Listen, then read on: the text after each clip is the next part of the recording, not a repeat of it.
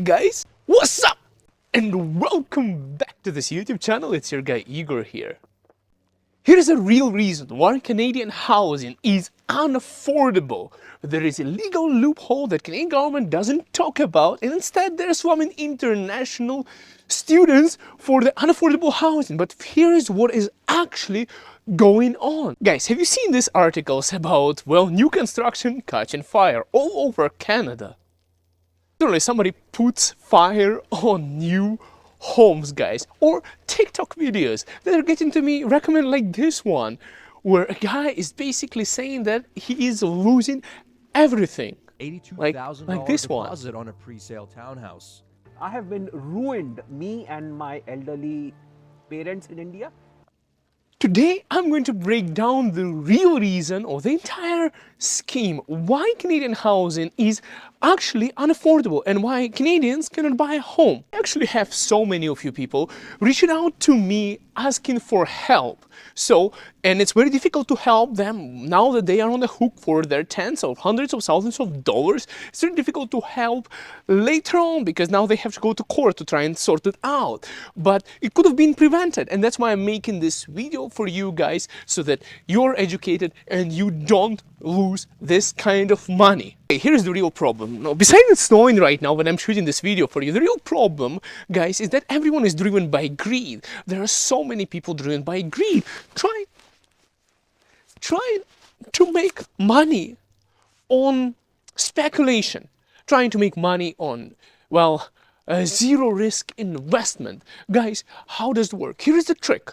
The trick is that you buy a house, but technically you don't even own a house or a home. Doesn't matter what kind of property it is. So here's the trick. You are basically given a small sum or a big sum, your lifetime saving in some cases, as a deposit to get something that you don't actually get. And you hold on to the right of having that for years. And then hopefully the housing prices in Canada went up within that period of time, and you sell it before you even get the keys for the property at a huge marginal profit. So it is a way of speculating. It creates housing more unaffordable. So by your actions, you actually make Canadian housing more unaffordable. You actually make Canadian housing prices go up, and you make money capitalizing on it, even without like zero risk. At least that's what they want you to believe. So you are investing money without any risk,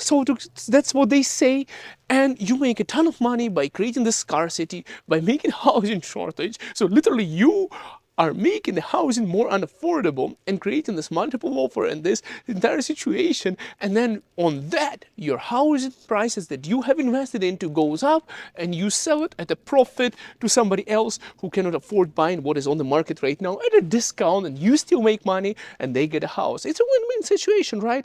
Well, not exactly. A lot of people don't actually read that clause even. So it is portrayed like a holy grail by realtors, especially in Toronto and Vancouver, and of course, guys, by the builders. And well, unfortunately, a lot of people who are like yourselves who are watching this video, who are buyers, who are unfamiliar with how real estate works, don't even bother to read it and consult with your lawyer about it. So you go ahead and use it. Now, of course, guys, let me tell you this. An average person through their lifetime would be buying 1, maybe 3 properties and this kind of things. But realtors like myself, guys, I had a month where I helped 7 people purchase properties. So I just want to tell you guys that I have way more experience than an average Canadian who is not in a real estate professional. Guys, I'm with the Realty, licensed in Alberta. I just disclose here so people don't make a legal complaint about me, because I'm about to expose a huge legal loophole on why we are so screwed as Canadians on this market, as new immigrants and old immigrants and Canadians who are born here. We are all in the same bucket, and we are all in an unaffordable housing situation because of this. It's all driven by greed, by the builders. So Here, let's break it down. There is a greed from number one, from a buyer who wants to invest and capitalize on speculation. Then there is a realtor who gets commission from the builder. Then there is a builder who is above the law and not regulated by provincial legislation, who doesn't need a real estate license, who can write the rules the way they want, and they even created a loophole, a legal loophole, by creating legislation where Toronto and Vancouver realtors can make money in Calgary, in Alberta, in a market where they know nothing about, they're not like. Let me explain to you quickly about the greed. First of all, they're trying to make money on that, right? Then the realtors get paid commissions by the builder. Here is the loophole on how it actually happens, guys. So you are going to. There is a lot of realtors in Toronto and Vancouver are now selling homes in Calgary, in a market they are not licensed in. They don't have access. They don't know nothing. They don't give a damn about what's going on here. But they can get paid commissions. No, they're not allowed to get paid commissions legally. So they get paid a referral fee. But how is it done? So the builders have created a contract in such a way that they pay a referral fee, which is actually a commission, but they just name it differently in a contract on how they pay those realtors. So those realtors can get paid here in Calgary. Same as commission, but legally it's a referral fee. So they bypass the provincial legislation, their licensing requirements, and there is a legal loophole created by the builders. And guess what, guys? Government does nothing about it. Builders are getting away from it. They are not regulated by the provincial or by the federal government like that. Like, they don't need a real estate license. You don't need to be a real estate licensed mortgage broker if you're working for the lender, for the bank. So the banks they don't need that, right? The builders who are building homes, they are not realtors. We need that. They don't need that. So they're kind of above the law in Canadian legal system, so they can create rules whatever they want. The government gets their tax and they keep quiet about it. And guess who they blame? It's international students, of course. That's a real problem. International students who come and create jobs and spend so much of money. This is the problem for Canadian housing market, not what I'm talking about, okay? But in a wider range, it is. Here is the real problem, guys. I have people reaching out to me right now. A lot of you guys watching this channel reaching out to me, hey Igor, I purchased this home in Calgary. Well, it's actually in Chestermere, but Chestermere is Calgary, right? Well, it's a separate city, but they don't know about it. So there are people who went to the builders. They purchased homes. This is how, guys, it works. They purchased homes through Google Maps. They don't even know which city they're in. They purchased through the builder's website using their Toronto reputable realtor who recommended them a builder who said that it's going to be easy cash. They're going to make a lot of money. By the time it's built, the prices are going to go up so high and they'll be able to capitalize it. They'll sell the home to somebody else without even getting the keys of that home, without even becoming legal owner of that home through a Calgary realtor. And there's the situation, guys, is like that. So yeah, the housing here, the prices are going up, but a lot of those guys, they don't know what they purchased. They don't even know they purchased a condo or not a condo. They don't know which city, which street. They don't even know which asset. They don't even care. And the realtor there got paid. The builder got their deposit. And they're on a hook of tens of thousands, sometimes hundreds of thousands of dollars with the builder. And now they are about to lose their deposit because they purchased a home. They were never pre-qualified for a mortgage. They could never afford that home. They didn't even bother to do their homework. And now they give away all their life savings to get it, to create profit on it. And well, in a lot of cases, they haven't made nothing in terms of profit because they purchased in the wrong place, in the wrong location, the wrong type of property, wrong square footage, wrong everything. They didn't even have a realtor who would advise them, a local realtor, guys. So here's my solution, guys, for this is local realtors, guys. I'm with the XP Realty, licensed in Alberta, and I have local realtors all over Canada and including United States. So guys, if you need help and you need a reference to a reputable realtor in your local market where you want to invest, reach out to me and I'll get you in touch with those agents. But anyways, guys, here's the reality, guys. They purchased some builders they make rules in such a way that they pay half of the commission immediately when you waive off your conditions, if you even know what that means. And when the people do, they get half commission and you get keys, they get the rest of the money. So realtors happy. The builder is protected by the deposit that regular Canadians give them. And the person who is in trouble is that buyer who decide to speculate, and well, if sometimes they're successful, a lot of times recently with the interest rates, not so much, and especially if the property values would go down, appraisal doesn't go through, and they never had a mortgage. So long story short, they are in danger of losing their deposit, which builder is going to gladly take, and then sell the property to somebody else years to come. So here's, guys, exactly what a reassignment clause and how it works. Now, let me explain to you in a snapshot. So the idea is that the property prices would keep on always going up, right? That's the idea. So if you were to buy a home right now, and the construction is done by 2028, and you would be getting your keys by 2028, the idea is that the prices would go up by then. And all you have to do right now is give sometimes five. There is a promotion for some builders that are CDB emails. I'm in touch with a lot of builders here at Calgary. They're like, yeah, for 5% down, we could hold on the price for you. Sometimes 10, sometimes 20. It's getting really cold here, guys. But anyways, so those builders would hold on to that price for you, and they would have a reassignment clause. So the idea is that you put a deposit, and hopefully by 2028 the prices are already higher, and then you sell that property to another buyer who wants to buy, and you give them a discount, so they get literally a property less than the market value, but you're making tens of thousands of dollars or more just because you gave your deposit. So it's better than bank interest rates, and it's like literally some people get 100% return on investment. It's insane. So you get a lot of money and without ever having to hold the keys. Well, that's the idea. So that's the greed that has been created, guys. But in reality, before you do that, this is what needs to happen. You have to talk to a mortgage broker. Guys, by the way, my wife, Neetu Realtor, she's from Mumbai originally. She speaks Hindi, Marathi, Malayalam, and English. And guys, anyways, so reach out to her. She's with DLC Clear Trust Mortgages. Get yourself pre-qualified. You have to first understand, would you be able to afford that home? And what if people don't even do their homework? They just give a deposit, waive over the conditions, and well, hold fingers crossed, hoping that they would succeed, that they will sell, that they will never have to get the hold of the keys of their property. They don't have plan B, they don't have plan C. So the reality is they give their deposit in hope of speculating, they create the housing really unaffordable, and then they are on a hook, and then they are trying to delay the construction of the housing. They go down and, well, some of them start fires, burn down that construction. Maybe it's going to delay. Maybe next year their financial situation, by the time it's going to get built, it would be delayed possession, and maybe they would be able to capitalize on that. Or I don't know, guys, what the motive for that, but that's my speculation as well. So hopefully by next year I'll have more money and I'll be able to afford the house. I'm giving a deposit right now because the agent in Toronto and Vancouver told me it's going to be a great idea to invest into Calgary.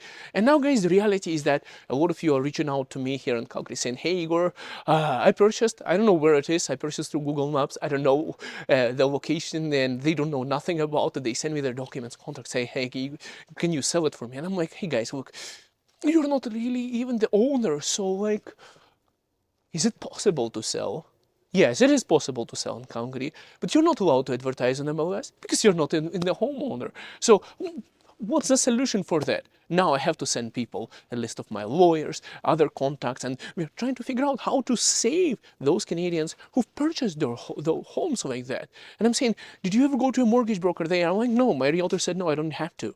And because that is a reassignment clause. I was like, did you read the reassignment clause? Well, I was told that it's fine. The builder is just going to snap the hands and everything's done. I read the contract and it says that you're literally at the mercy of the builder, and the builder can say no. They can say no. Like, reassignment clause? No, you are the one who is buying it. I'm not giving it to you. And that's it. Go to court. Go figure it out. What the hell did you sign? Why did you do that? And now they are on the hook of tens of thousands of dollars, and they cannot afford buying that home. And they reach out to me. Can you help me? Green area, feel free to reach out to me. Don't just go with your Vancouver or Toronto agent who connects you to the builder, who says, oh, we have good relationship with the builder and all sorts of things. Guys, I want to tell you, when you are dealing with a salesperson, you're dealing with somebody who has been in sales. They have dealt with people like you in the past, especially if they are in your local community. And I'm not even joking. The questions that you might be asking, they already heard them before and already had answers 5 years before you even reached out to them, because they've been doing it, let's say, for 30 years. But anyways, I want to say this. Another thing is a lot of agents who are, let's say, in Calgary and all over Canada and everywhere, basically 87% of agents quit real estate within their 2 years. Half agents in Calgary does 3 or less deals. 3 or less deals means they do nothing. So it's easy to find an agent, but it's difficult to get somebody who knows a lot of things. It's easy to say, oh, I got an agent who's going to guide me, but it's difficult to get actually the professional who is experienced in what they're doing. And even worse, when you're going with an agent who might not be as experienced, but on the wrong market, like a Toronto agent to buy something in Alberta or Vancouver, or a Toronto agent to buy something in Vancouver. Guys, for myself, I have partners in Edmonton, I have partners in Toronto and Vancouver, guys. So if you need help any of the markets, I can help you. I can find you an agent even in Nova Scotia, anywhere, even Montreal, Ottawa, anywhere in Canada. I have partners who are experienced, and I verify to make sure that they've been long enough in the industry and they know what they're doing, but they have the local knowledge of the market. For example, myself, guys, I'm licensed in Edmonton, but I'm not going to be going to Edmonton to, well, I don't want to be doing Edmonton. First of all, it's driving 3 hours there. Secondly, guys, I don't live in Edmonton. Even though I dispatched trucks in the past and I know geography in Edmonton, I know streets and I know neighborhoods, but I would still not be feeling confident at this point to just go to Edmonton and start selling homes there. So I have a partner who knows the market, who lived there way better than I do, and I send it to that professional to help those people who are there as of now, guys. Anyways, just say they go with the local agents first of all. Second thing is, start off with the mortgage broker. Reach out to Nito Realtors. My wife is DLC Clear Trust Mortgages. She's going to help you out. See if you can get the keys. Can you actually get the keys for the property that you are buying? Can you actually afford getting that property before you even try to do reassignment clause? Try to figure out if something goes wrong, and if something does go wrong, can you get out of that situation without any losses? Can you actually get the keys, keep the property on rent, get paid, get your mortgage covered, and then sell it a few years later? So there is a lot of things to think about that you don't even know that you have to think about if an agent hasn't told you. Guys, as I said, an average person in Canada buys 1 to 3 properties through their lifetime. Guys, I had a month where I helped people get 7 keys on that 1 month. That's basically enough of properties for 2 lifetimes of an average Canadian. That's how much more I know about real estate as a real estate professional. Well, I know much more than that, because I didn't count how many properties I did and deals I did in the past 2.5 years that I've been doing real estate. And anyways, I want to say, guys, this, that you have no idea, because it doesn't matter how much research you do, you still do not know as much information as an experienced industry professional. And if I or that industry professional don't give you that information, you won't even know that you needed that information at the first place. And that's our fiduciary and other obligations that we have to our clients, guys. Anyways, I hope this video helps. I hope the Canadian government fixes this loophole and Toronto and Vancouver agents stop making the Calgary housing market unaffordable by bringing those people here, giving their deposits, locking up the housing, creating that shortage of housing, and then, losing their money because they made uninformed and unqualified decision that was incentivized by the builders who don't fall under the legislation, realtors who can get paid through a legal Canadian loophole. That's actually why the housing is unaffordable, and not the international student, at least not by majority part of it. See you guys in the next video. Bye for now.